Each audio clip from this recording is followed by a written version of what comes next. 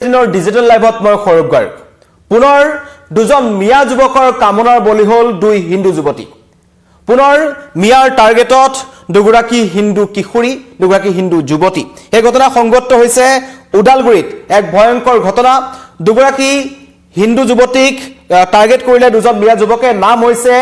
আইনুল আলী আৰু ইকবাল হুছেইন আইনুল আলী আৰু ইকবাল হুছেইন নামৰ দুই লম্পটে এই জঘন্য ঘটনা সংঘটিত কৰিলে দুগৰাকী হিন্দু কিশোৰীকে টাৰ্গেট কৰিছিল আপোনালোকে দৃশ্যাংশ দেখিবলৈ পাইছে এই দুজন মিয়া যুৱক তেওঁলোকৰ ঘৰ হৈছে এজনৰ হৈছে ৰঙিয়াত আৰু আনজনৰ ঘৰ হৈছে কামৰূপত তেওঁলোকে উদালগুৰিৰ দুগৰাকী হিন্দু যুৱতীক দীৰ্ঘদিনৰ পৰা টাৰ্গেট কৰি আছিল তেওঁলোকে সোশ্যাল মিডিয়া যোগে তেওঁলোকৰ চিনাকি হোৱাৰ কথা পোহৰলৈ আহিছে আৰু তাৰ পাছতে দুগৰাকী কিশোৰীক তেওঁলোকে ফুসুলাই গুৱাহাটীলৈ লৈ আনিছিল উদালগুৰিৰ পৰা গুৱাহাটীলৈ লৈ আনে আৰু গুৱাহাটীৰ যিখিনি ফটাখিল আমবাৰী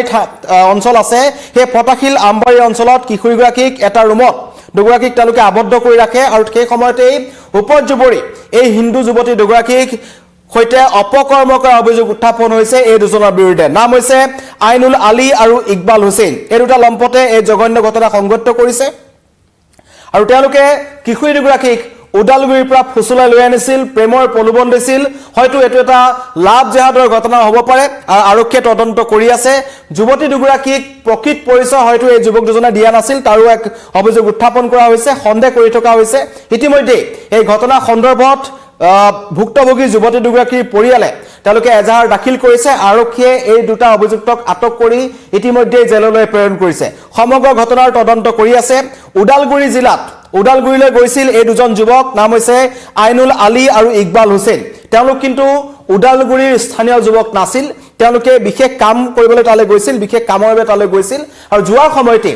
এই দুই হিন্দু কিশোৰীক তেওঁলোকে টাৰ্গেট কৰে প্ৰথমতে চিনাকি হয় বিভিন্ন ধৰণৰ প্ৰলোভন দিয়ে প্ৰলোভনৰ অন্তত তেওঁলোকক প্ৰেমৰ জালত পেলাই ফুসুলাই তেওঁলোকে মনে মনে উদালগুৰিৰ পৰা গুৱাহাটীলৈ লৈ আনে আৰু গুৱাহাটীলৈ আনিয়ে গুৱাহাটীৰ যিখন ফটাখিল আমবাৰী অঞ্চল আছে অত্যন্ত এটা ব্যস্ত অঞ্চল সেই ফটাখিল আমবাৰী অঞ্চলৰ এটা ৰুমত এটা হোটেলৰ কোঠা এটাত বন্ধ কৰি ৰখাৰ কথা তেওঁলোকে কৈছে তাত তেওঁলোকক দুদিনৰ পৰা 3 দিন মান সময় তেওঁলোকে আবদ্ধ কৰি ৰাখে আৰু সেই সময়ছোৱাতেই এই দুই লম্পটে ধৰ্ষণ কৰিছিল এই হিন্দু যুৱতী দুগৰাকীক এই ভয়ংকৰ ঘটনা পোহৰলৈ আহিছে অৱশেষত এই যুৱতী দুগৰাকীক উদ্ধাৰ কৰা হৈছে কিন্তু ঘটনাটো সংঘটিত হোৱাৰ পাছত সকলোৰে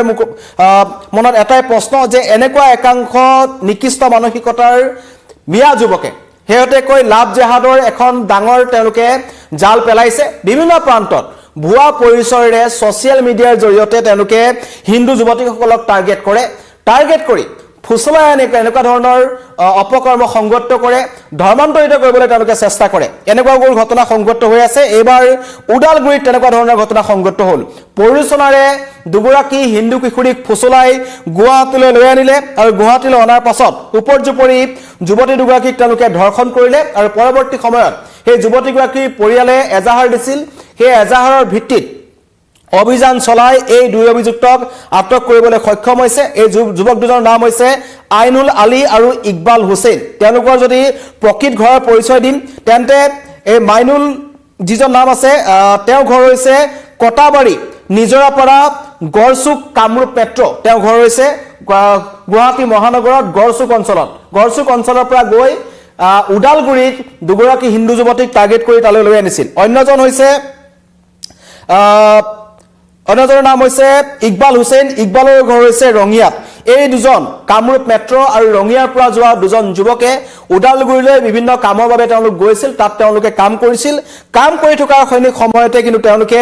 হিন্দু যুৱক কিশোৰী দুগৰাকীক টাৰ্গেট কৰি লৈছিল তেওঁলোকৰ লগত চিনাকি হোৱাৰ পাছত খুব সম্ভৱ এতিয়াও তদন্ত কৰি আছে যেহেতু তদন্ত পোহৰলৈ আহিব তেওঁলোকে হয়তো প্ৰকৃত পৰিচয় লুকুৱাই ৰাখি হিন্দু দুই কিশোৰীৰ সৈতে তেওঁলোকৰ এটা সম্পৰ্ক তেওঁলোকে গঢ়ি তুলিছিল আৰু পৰৱৰ্তী পৰ্যায়ত তেওঁলোকে প্ৰলোভন দিছিল যে গুৱাহাটীলৈ তেওঁলোকক লৈ আনিব আৰু গুৱাহাটীলৈ তেওঁলোকে লৈ অনা হ'ল উদালগুৰিৰ পৰা তেওঁলোকক ফুসুলাই ঘৰৰ মানুহে নজনাকৈ এই দুই যুৱকে লৈ আনিছিল আগতীয়াকৈ তেওঁলোকে ফটাখিল আমবাৰীত এটা কোঠা ঠিক কৰি ৰাখিছিল এই ঘটনাটোৰ পৰা এটা কথা পুনৰ ক'ব পাৰি যে গুৱাহাটীৰ যিবোৰ হোটেল আছে বা যিবোৰ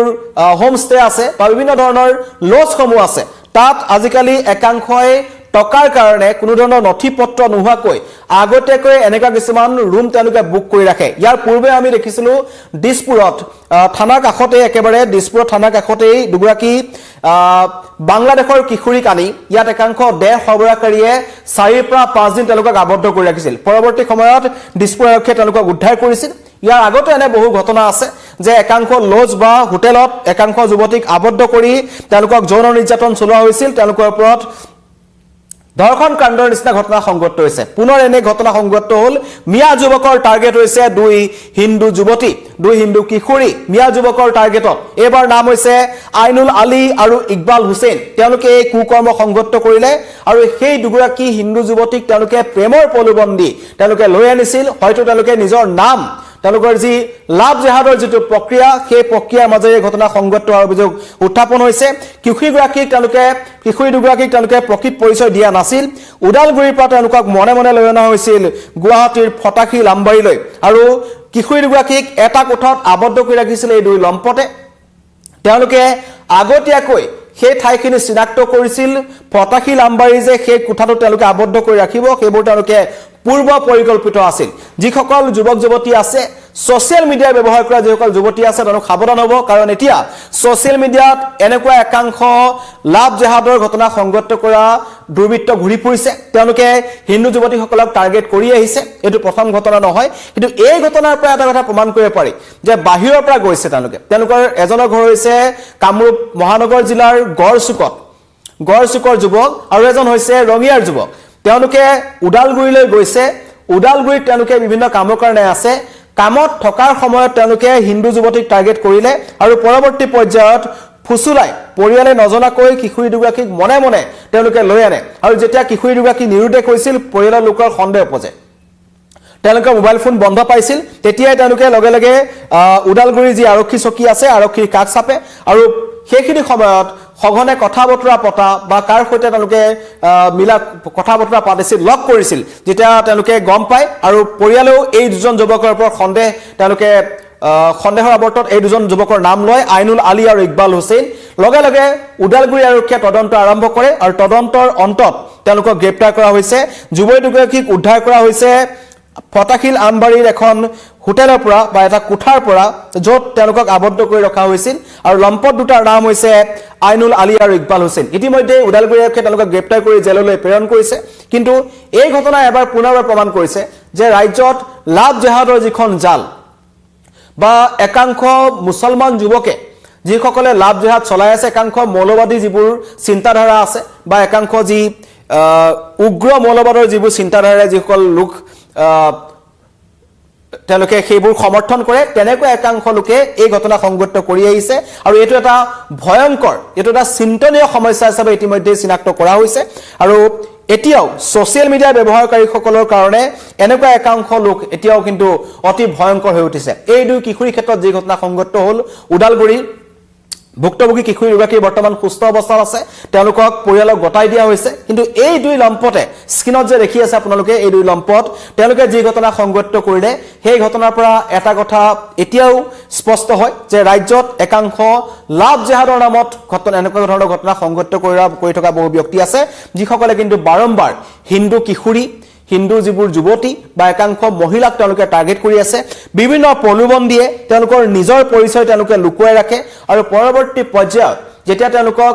ঘৰ পৰিয়ালৰ পৰা আঁতৰাই আনিব পাৰে যেতিয়া তেওঁলোকৰ ওপৰত অকথ্য নিৰ্যাতন আৰম্ভ কৰে তেওঁলোকৰ ওপৰত যৌন শোষণ আৰম্ভ কৰে তেওঁলোকক আবদ্ধ কৰি ৰাখে তেওঁলোকক বহিৰাজ্যত বিক্ৰী কৰি দিয়ে এনেকুৱা ধৰণৰ বহু ভয়ংকৰ ঘটনা সংঘটিত হৈ আহিছে সেইকাৰণে সোশ্যাল মিডিয়া ব্যৱহাৰকাৰীসকল সাৱধান হওক অন্যথা এনেকুৱা ধৰণৰ ভয়ংকৰ পৰিস্থিতিৰ সন্মুখীন হ'ব পাৰে পুনৰ জনাইছো পুনৰ মিয়াৰ টাৰ্গেটত হিন্দু কিশোৰী দুই মিয়াৰ কামনাৰ বলি দুই মিয়া যুৱকৰ কামনাৰ বলি হৈছে দুগৰাকী কিশোৰী ঘটনা উদালগুৰিৰ আৰু ভয়ংকৰ ঘটনাটো সংঘটিত হৈছিল গুৱাহাটী মহানগৰীৰ ফটাখী লাম্বাৰীত